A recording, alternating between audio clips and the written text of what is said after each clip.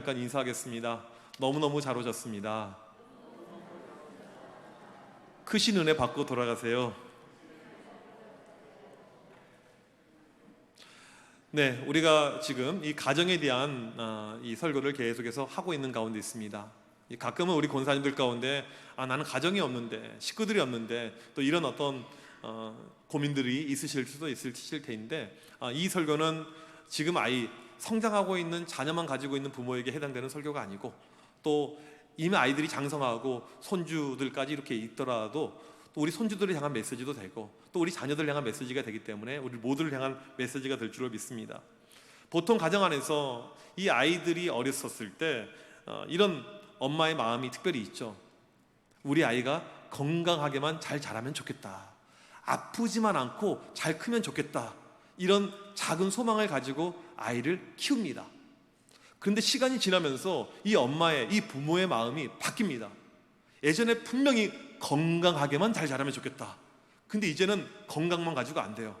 더 무엇인가 플러스 알파, 이것을 원하죠. 제가 이 내용은 어느 책에서 봤는지 기억은 잘 나진 않아요. 예전에 책에 보니까 엄마들이 우리 아이들 키울 때 우유 하나도 그냥 정하지 않고 큰 뜻을 가지고 정한다, 이런 내용의 글이 있었습니다. 이제 아이가 자라서 유치원 갈 나이가 되었습니다. 그냥 이 아이가 자라면 안 될 것 같아서 최소한 아인슈타인은 돼야지, 그래서 아인슈타인 우유를 마시게 했습니다. 초등학교 입학을 하게 되었습니다. 우리 아이가 그래도 서울대는 가야지, 우유를 바꿉니다. 서울 우유. 중학생이 됐는데 애가 서울대는 못 갈 것 같아요. 우유를 바꿉니다. 연세 우유. 고등학생이 됐는데 아이고, 이거 연대도 감히 갈 학교가 안 돼요. 건국 우유로 바꿉니다. 그리고 고3이 됐는데 아이고, 이건 인서울만 하면 감사하겠다, 마지막에 삼육 우유로 바꿨다는 이야기를 책에서 본 적이 있습니다. 우스갯소리로 이렇게 적었겠죠. 우리 자녀들에 대한 이 열망이, 이 소망이 얼마나 크냐면 우유 하나도 그냥 정하지 않는다, 이런 어떤 내용이었습니다. 자녀가 잘 되길 원하는 것은 예수를 믿는 부모들도 동일한 마음이죠. 우리 아이들이 잘 크면 좋겠다, 이런 마음이 누군가에게 다 있는 것입니다. 믿음 안에서 만나서 결혼하고 이제 첫 아이를 임신하고 이 아이가 태중에 있을 때 하나님께 기도하죠. 하나님, 이 뱃속에 있는 아이가 건강하게 잘 자라게 하시고 나중에 잘 큰 다음에 하나님이 쓰실 수 있는 그릇으로 제가 올려드리길 원합니다, 이렇게 기도를 해요. 근데 아이가 태어나고 자랍니다. 그 기도가 얼마나 어려운 기도라는지 알게 되는 거죠. 쉽지가 않습니다. 요즘에 보게 되면 우리 나이가 좀 있으신 우리 장로님들이나 권사님들은 요즘에 젊은 이 부모들 보게 되면 조금 이해가 안 될 거예요. 우리 때는 10명도 거뜬히 키웠는데 요즘에 1명, 2명 가지고 아주 이 키우는 것을 어려워합니다. 1970년대 우리나라 출산율을 보게 되면 한 가정에서 낳는 아이의 수가 4명이 넘었습니다. 저도 4남매예요.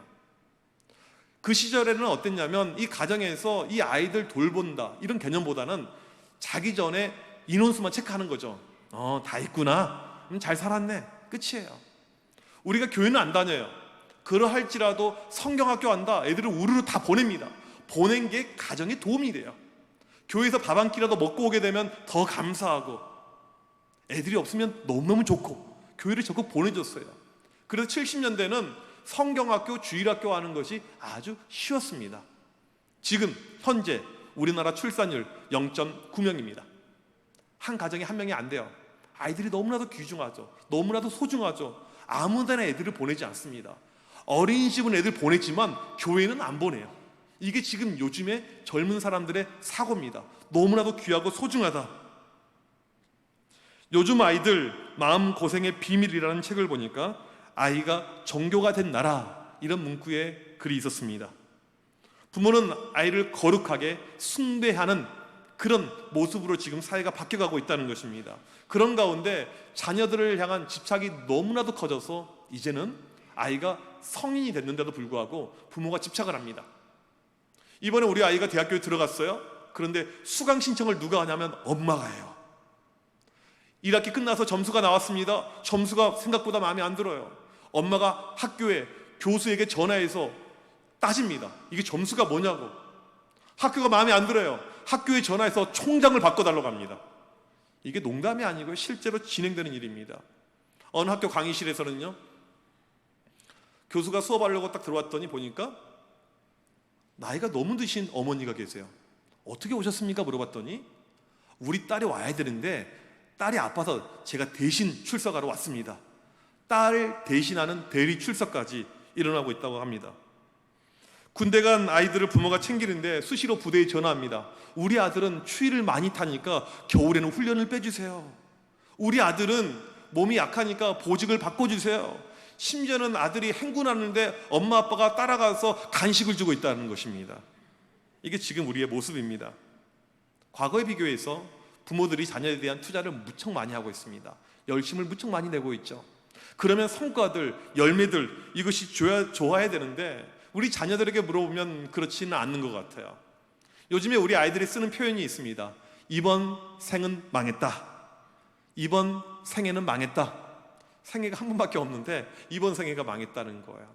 내 성적을 보니까 좋은 대학교 가기 힘들 것 같고, 우리 부모님의 형편을 보니까 나는 건물주 되기는 어려울 것 같고, 나는 망했다. 우리 청년들 3포 시대라고 하죠. 요즘에는 또 더 많아져서 N포 시대라는 이야기를 합니다. 특별히 세 가지를 청년들이 포기합니다. 결혼, 취업, 연애, 결혼, 취업, 이 세 가지요. 부모가 그렇게 많이 투자를 하고 있는데, 그렇게 많이 애를 쓰고 있는데 자녀들의 어떤 모습이 그렇게 좋아 보이지 않아요. 우리나라는 벌써 수년째 OECD 국가에서 가장 자녀들이 불행한 나라입니다. 초등학생들, 중학생들, 고등학생들, 심지어는 대학생들조차도 가장 불행한 그런 나라가 되어버렸습니다. 그렇다면 우리가 어떻게 해야 될까요? 그렇게 노력을 많이 하는데, 그렇게 힘을 많이 쓰고 있는데, 우리 가정의 행복을 위해서, 우리 자녀들 행복을 위해서 우리가 어떠한 노력을 해야 될 것인가? 오늘 말씀은 크게 두 가지 솔루션, 우리에게 해결점을 주고 있습니다. 먼저 첫 번째, 우리 가정이 천국이 되기 위해서 필요한 것은 무엇이냐면 자녀를 위해서 우는 것입니다. 예수님께서 이 제자들에게, 백성들에게 이야기를 해주시죠. 자녀들을 위해서 울라. 왜 울어야 될까요? 지금 첫 번째로 보니까 우리 자녀들이 살아가는 시대가 너무나도 악하다는 것입니다. 갈수록 악해져요. 얼마나 이 시대가 악합니까? 이런 코로나가 지금 창궐하는 시절에도 불구하고 서울시에서는 9월에 퀴어 축제를 하겠다고 이렇게 발표가 되었습니다. 나가면 모든 것이 악한 거예요. 아니요, 나가지 않더라도 악이 너무나도 많이 존재해서 우리 아이들 방에서 핸드폰 하나 가지고 N번방의 가해자가 될 수도 있고 피해자가 될 수도 있습니다. 우리 아이들이 많은 중독에 빠지게 됩니다. 핸드폰 하나 가지고 영상에, 음란에, 게임에, 심지어는 도박에, 중독에 빠져가고 있는 세상입니다. 부모는 최선을 다해서 힘을 다하고 물질을 다해서 섬기고 헌신했는데 자녀들이 어떻게 될지 몰라요. 내가 노력하는 거에 비례해서 아이들이 크면 좋겠지만 그러지 않고 있는 시대가 지금 이 시대입니다. 그래서 필요한 것이 무엇이냐면 자녀들 위해서 기도하는 것. 우리 아이들 소돔과 고모라 같은 이런 악의 구렁텅이 속에서 살고 있는데 이게 부모가 노력한다고 되지가 않아요. 환경 상황이 좋아지지 않습니다. 그래서 우리에게 필요한 것은 기도라는 것입니다. 두 번째로 우리 아이들의 영적인 상태를 보면 우리가 기도하지 않을 수가 없습니다. 전에 중학교 1학년짜리 학생이 교회를 안 나와서 이제 이 어머니랑 상담을 하는데 엄마가 이런 이야기를 해요. 목사님, 우리 아이가 교회를 이제 안 가려고 합니다.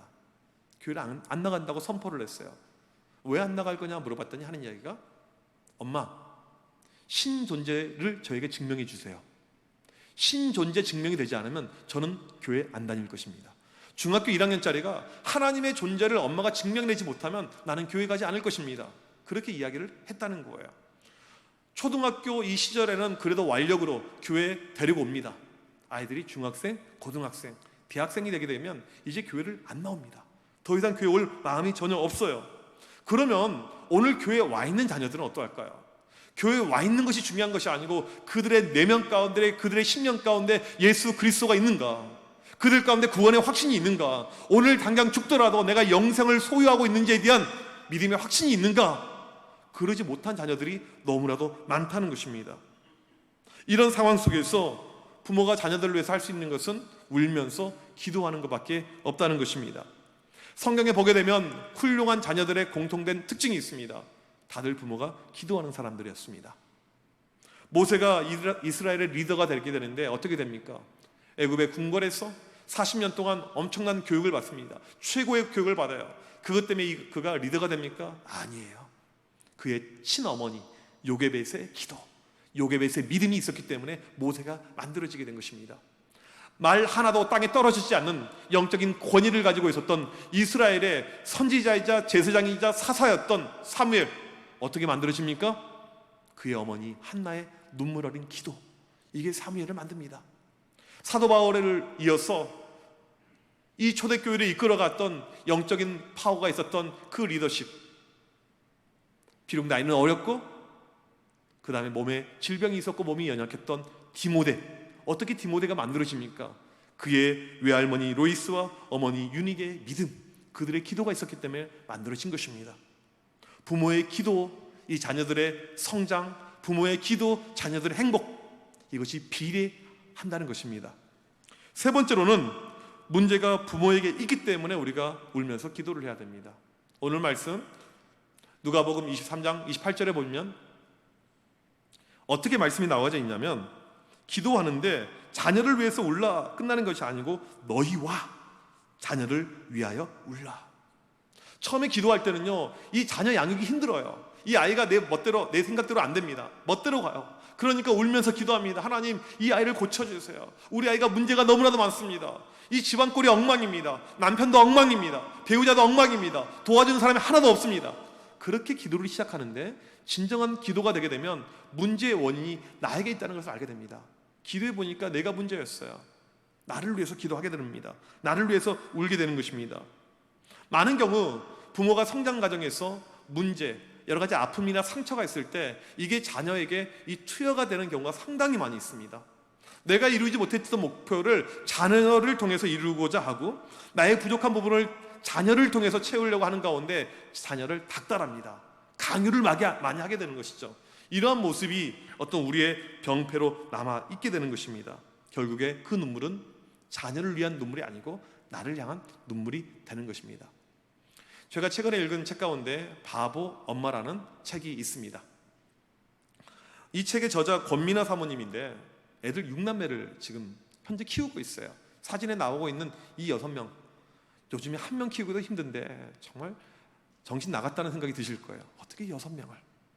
근데 이 아이들이 다 배 아파서 낳은 아이가 아니고 또 일부 한 절반은 입양한 아이들이에요. 애들도 어린데 또 가정도 어려운데 이런 입양도 하고 아이들을 키웠습니다.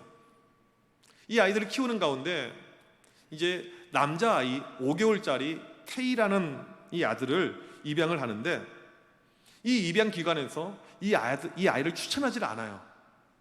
다른 아이 드릴게요 이러는 거예요. 모든 사람들이 기관에 와서 보게 되면 다 이 아이를 거절했다는 거예요. 5개월짜리 아이를요. 딱 봐도 이 아이가 데려가고 싶은 마음이 안 든다는 거예요. 5개월밖에 안 됐는데요. 그런데도 불구하고 기도하는 가운데 하나님께서 이 아이를 선물로 주셨다는 확신을 가지고 이 아이를 데려가서 키웁니다. 그런데 아니나 다를까 후회가 생기게 돼요. 보통이 아닙니다. 이 아이가요. 딱 돌 지난 다음부터 소리를 지르는데 너무너무 힘들게 했어요. 그렇게 아이를 많이 키웠고 벌써 위로 입양한 아이가 2이나 더 있는데도 불구하고 파양을 생각을 해요. 이건 도저히 감당이 안 된다. 너무나도 힘들다. 그런 가운데 힘들어서 기도하는데 하나님의 음성이 들려옵니다. 사랑하는 내 딸아, 가슴으로 낳았다는 것은 가슴이 찢어질 듯 아파서 낳은 거란다. 넌 지금 다른 아이를 낳았을 때처럼 가슴으로 해산의 고통을 치르고 있는 것이란다. 그 음성을 들으니까 이해가 된 거예요. 그리고는 이 아이를 볼 때 전에보다 더 따뜻한 마음을 가지고, 이 아이가 소리를 지르더라도 같이 윽박 지르는 것이 아니고 더 눈물 흘리고 더 기도하고 더 안아주고 스킨십을 해줬습니다. 그런데 조금 시간 지났는데 이 아이가 소리를 안 지르는 거예요. 이 아이가 변화가 된 것입니다.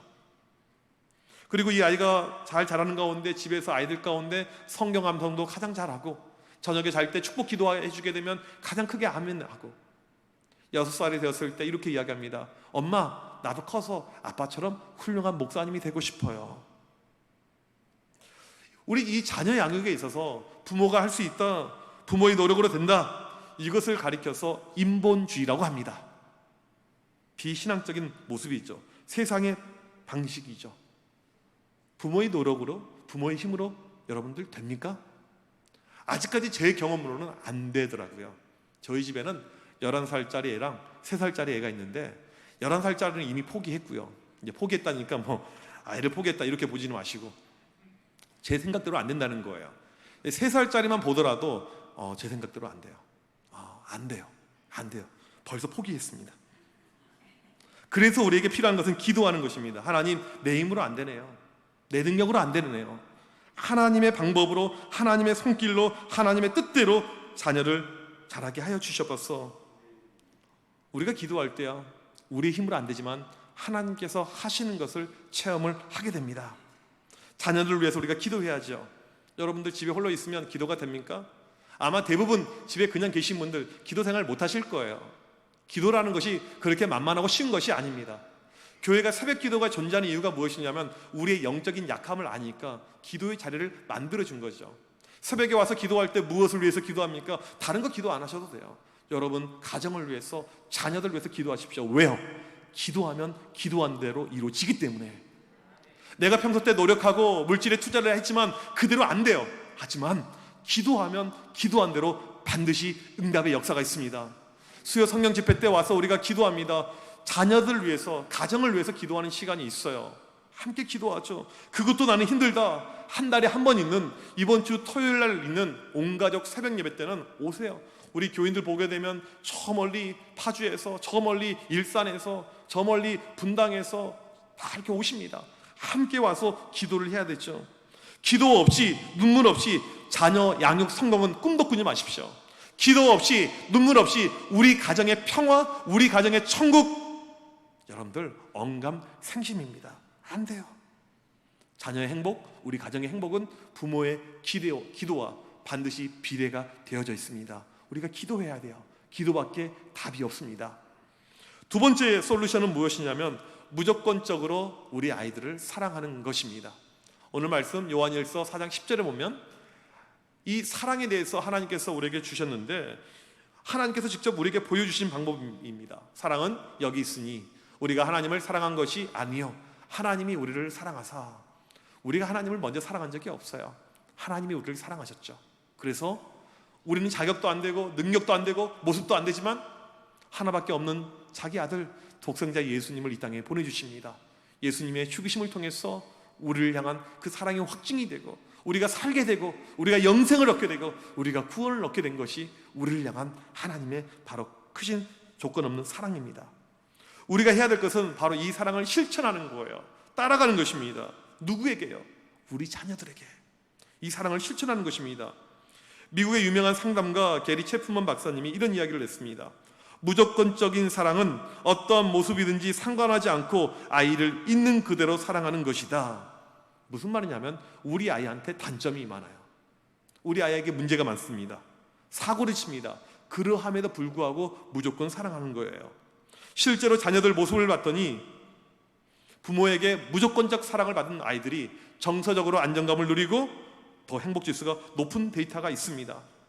질문하실 거예요. 아니 무조건적으로 사랑하게 되면 애가 엇나갈 텐데, 애가 문제가 발생할 텐데 과연 이게 맞습니까? 핸드폰 하고 싶을 때 무조건 주고 사달라는 거 무조건 사주고 버릇 없을지라도 용납해 주는 것, 이것이 가능합니까? 우리가 구별해야 될 것은 무엇이냐면 무조건적인 사랑과 자녀를 방치하는 것을 구별할 줄 알아야 됩니다. 아이가 하고 싶은 대로 내버려 두는 것은 자녀를 방치하는 것이고요, 무조건적으로 사랑하는 모습이 아니죠. 적당한 반복으로 훈육이 필요한 것이죠. 무조건적인 사랑을 받는 자녀들 가운데 문제를 일으키는 경우는 없습니다. 미국의 원더워크 교수가 이런 연구를 했어요. 한 고등학교에서 실시된 부적응 10대들에 대한 연구, 이렇게 있었습니다. 우리 10대들에게 질문을 했습니다. 부모에게 언제 사랑한다는 말을 들었습니까? 대략 한 10명의 이 문제를 일으켰던 이 아이들에게 질문을 했어요. 부모에게 언제 사랑한다는 말을 들었습니까? 아무도 사랑한다는 말을 들은 적이 없다는 거예요. 한 명만 사랑한다는 말을 들었다는 거예요. 그러면 그게 언제였니? 물어봤더니 기억이 안 난대요. 가물가물하다는 거예요. 보니까 부모에게 사랑한다는 말을 들은 적이 아이들이 거의 없어요. 반대로 학교에서 적응을 잘 하고 학교 생활 아주 우수하게 있는 이 모범적인 아이들에게 똑같은 질문을 했습니다. 부모에게 사랑한다는 말을 들어본 적이 있니? 물어봤더니 10명 가운데 10명 전부가 그럼요, 당연하죠, 있죠. 그 다음 질문이 그러면 그 사랑한다는 고백을 언제 들어봤니? 오늘 아침에요, 어젯밤에요. 모두 다 24시간 안에 사랑한다는 고백을 다 들었다는 것입니다. 여러분 자녀들에게 언제 사랑한다는 이야기를 하셨습니까? 자녀를 살리는 길은요, 고액 과외를 시키는 것, 물질을 많이 투자하는 것, 여기에 있는 것이 아니고 자녀를 살리는 것은요, 돈이 하나도 들지 않습니다. 사랑한다는 고백. 우리 장로님들, 권사님들 연세가 있으셔서 벌써 자녀들도 장성하셨잖아요. 그럼에도 불구하고 똑같아요. 지금이라도 늦지 않았습니다. 사랑한다는 이 고백, 자녀가 변화가 된다는 것입니다. 며칠 전에 김창옥 교수님이 TV 뉴스에 나와서 했던 짧은 강연, 이 내용이 생각이 납니다. 이 본인이 계룡대에서 군인들, 장성들 대상으로 강연을 한 적이 있었다고 그래요. 이 스타들, 장성들에게 강연을 끝난 다음에 이제 강연에 함께 있었던 대령 한 분이 오더니 이렇게 교수님에게 물은 거예요. 교수님, 전쟁에서 승리하기 위해서 무엇이 필요한 줄 아십니까? 네, 뭐 전투력, 좋은 첨단 무기가 있어야겠죠. 하는 이야기가 아닙니다. 전쟁에서 승리하기 위해서는 좋은 첨단 무기가 아니고 이 무기를 다룰 줄 아는 좋은 군인이 필요합니다. 좋은 군인이 되기 위해서 중요한 것은 뭐냐면 군인은 군기와 사기가 가장 중요합니다. 우리 군인들이 이렇게 모여 있는데 참모 총장님이 오시게 되면 갑자기 군기가 확 올라가게 됩니다. 하지만 사기는 떨어집니다. 참모 총장님이 나가는 그 순간에 사기가 확 올라갑니다. 하지만 군기가 떨어지게 됩니다. 지휘관의 참된 역량은 군기와 사기를 함께 올릴 때 생깁니다. 여러분은 가정의 지휘관입니다. 직장에서도 상사로서 내가 지휘관일 수가 있어요. 교회에서 교사라든지 리더십이 있었을 때 작은 지휘관일 수가 있습니다. 어떻게 사기를 올릴 수가 있을까요? 사기를 올릴 수 있는 방법은 사랑밖에 없습니다. 우리에게 적용하기 쉬운 사랑의 모습은 무엇이냐면 칭찬이에요. 집에서 아이가 시험을 봤는데 점수가 올랐어요. 그러면 우리는 이렇게 칭찬합니다. 우리 딸 잘했어. 잘했어는 칭찬이 아니고 평가입니다. 그래서 잘했어의 반대말은 못했어예요. 칭찬은 어떻게 하는 것인가 봤더니 칭찬은 놀람을 발생하는 것, 탄복하는 것. 엄마, 나 대학에 합격했어. 정말? 대박! 놀래주는 거예요. 그런데 우리는 현실 속에서 잘 놀라지 않죠. 이번에 우리 아들이 승진을 하게 되었습니다. 그러면 아버지가 어떻게 이야기합니까? 그래, 지금부터 시작이다. 항상 겸손하고 어른들 말씀 잘 듣고 살아야 된다. 우린 칭찬에 인색하게 되죠. 그 순간에도 주의를 줍니다. 남편이 이번에 승진하게 되었어요. 여보, 나 이번에 부장이 되었어. 그러면 어떻게 와이프들이 반응합니까? 대박, 정말 대단해. 나도 이렇게 기분이 좋은데 당신은 얼마나 좋을까? 이런 와이프는 드물어요. 어떻게 이야기합니까? 그래, 내가 하라는 대로 하니까 됐잖아. 내가 뭐라고 했어? 내 말 들으면 된다니까. 우리 삶에는요, 칭찬과 격려가 상당히 인식합니다. 없어요. 그러니까 가정이 행복하지 않는 것입니다. 하나님께서는 천국의 공동체의 지점으로서 각 가정을 우리에게 만들어 주셨습니다. 늘 우리는 이 가정 안에서 잘했어 못했어 평가를 하고 칭찬이 없는 이런 가정이 있으니까 우리 가운데 이 가정이 행복하고 평화롭지 못하는 것입니다. 무조건적인 사랑이 지금 우리 가정 안에 상실이 된 가운데 가정이 지금 진행이 되고 있는 것입니다. 아세아 연합신학대학교 이한영 교수님이 미국에 있을 때 딸이 고2가 되었습니다. 미국은 고2 때 대학교 지원 어플라이를 하게 됩니다.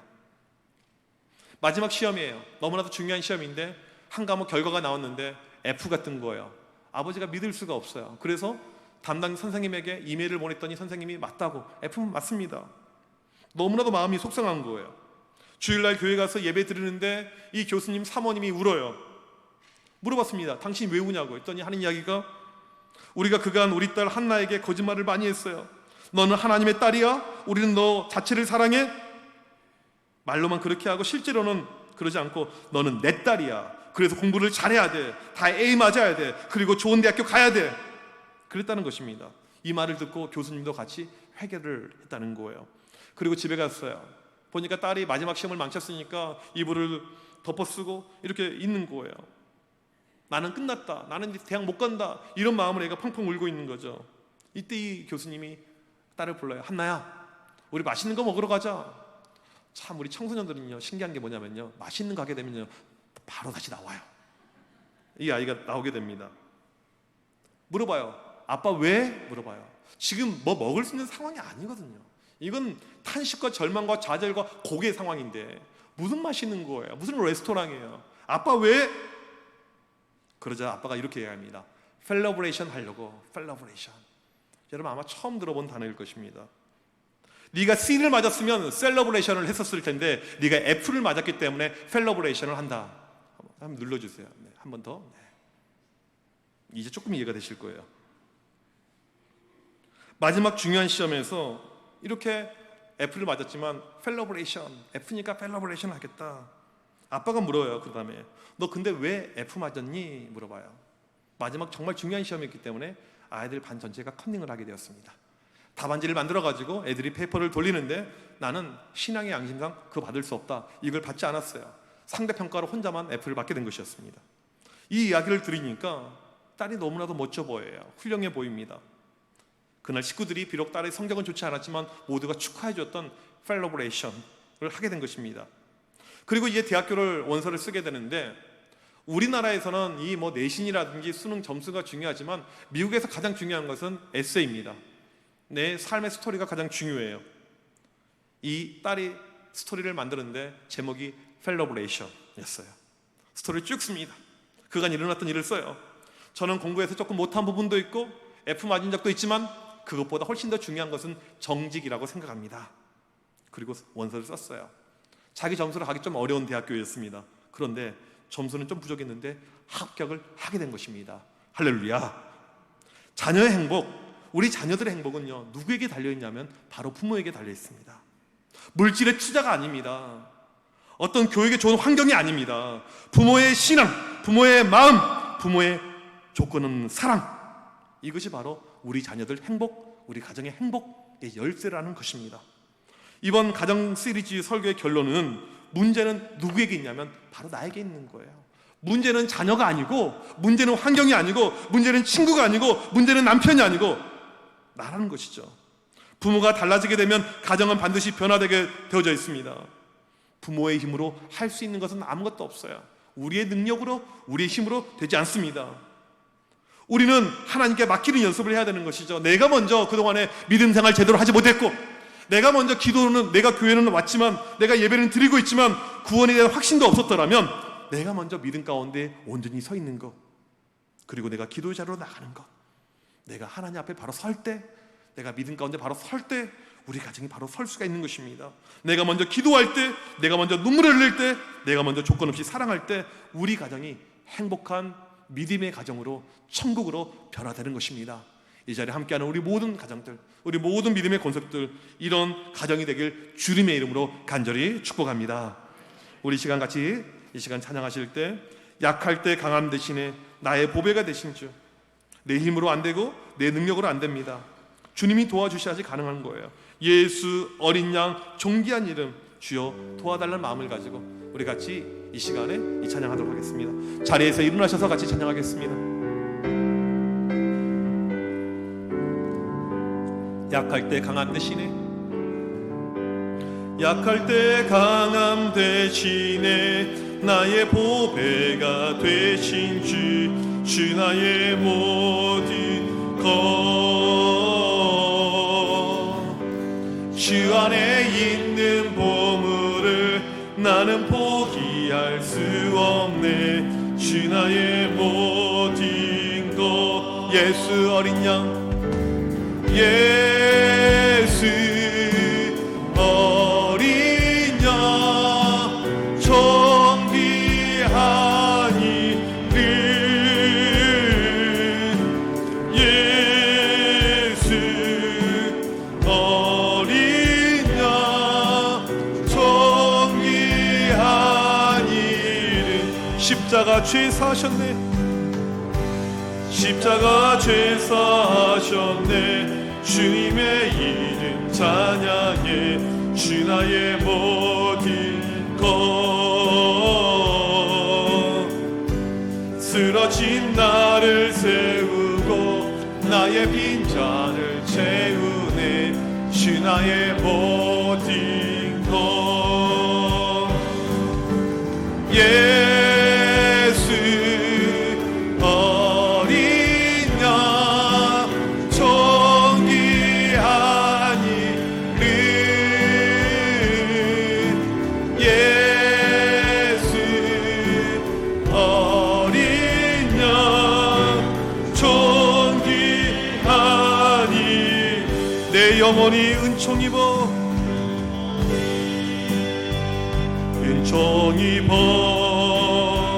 중한 죄짐 벗고 보니 슬픔 많은 이 세상도 천국으로 화도다. 할렐루야 찬양하세. 내 모든 죄 사함받고 주 예수와 동행하니 기어디나 하늘. 할렐루야 할렐루야 찬양하세.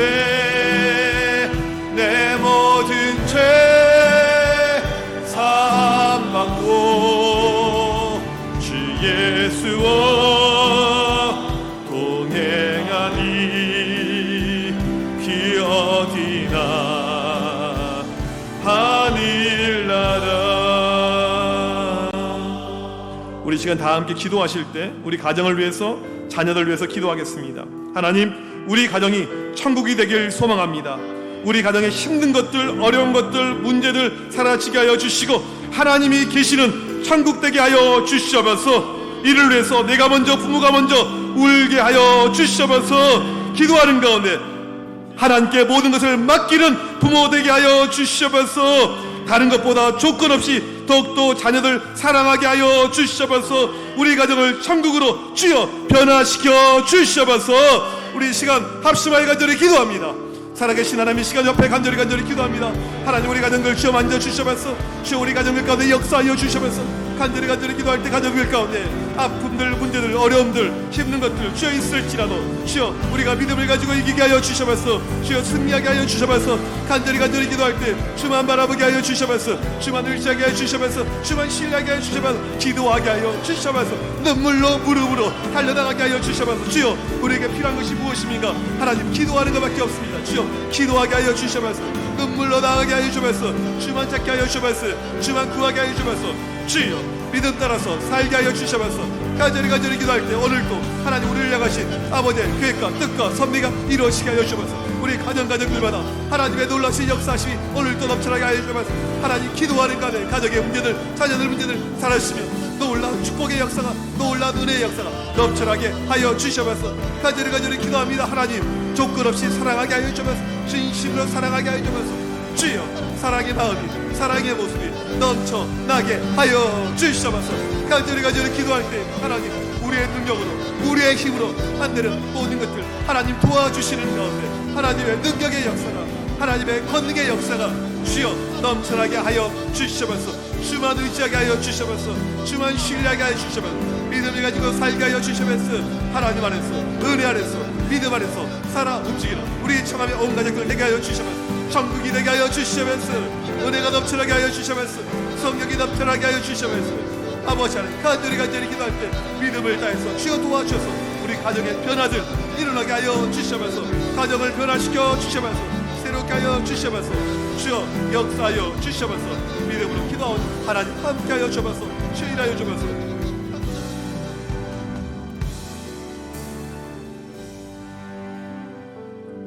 하나님, 우리를 사랑하셔서 우리에게 귀한 가정들 허락하심을 감사옵나이다. 하나님께서 세운 가정 천국이 되어야 하는데 우리의 욕심, 우리의 이기심, 우리의 헛된 마음으로 인해서 지옥이 될 때가 있었음을 고백합니다. 자녀들에게 상처를 주고 배우자에게 아픔을 주고 형제간에 질투가 있었을 때가 있었음을 고백합니다. 우리를 불쌍히 여겨 주옵소서. 이 시간 간절히 기도할 때 가정의 주인 오직 하나님 아버지이시기에 아버지께 모든 것을 맡기게 하여 주시옵소서. 더욱더 눈물로 기도하는 우리가 되게 하여 주시옵소서. 그리고 오직 더욱더 사랑할 수 있는 주님의 마음을 허락하여 주시옵소서. 그런 가운데 우리 모든 가정이 천국으로 변화되는 놀라운 역사가 넘치게 하여 주시옵소서. 지금은 우리 주 예수 그리스도의 크신 은혜와 하나님 아버지의 무한하신 사랑하심과 성령님의 위로 충만의 역사가 가정들마다 천국으로 변화되길 소망하고, 오늘 또 이것을 위해서 결단하고 기도하는 우리 청함의 온 백성들 머리머리 위에 지금부터 영원토록 함께 있을지어다. 아멘.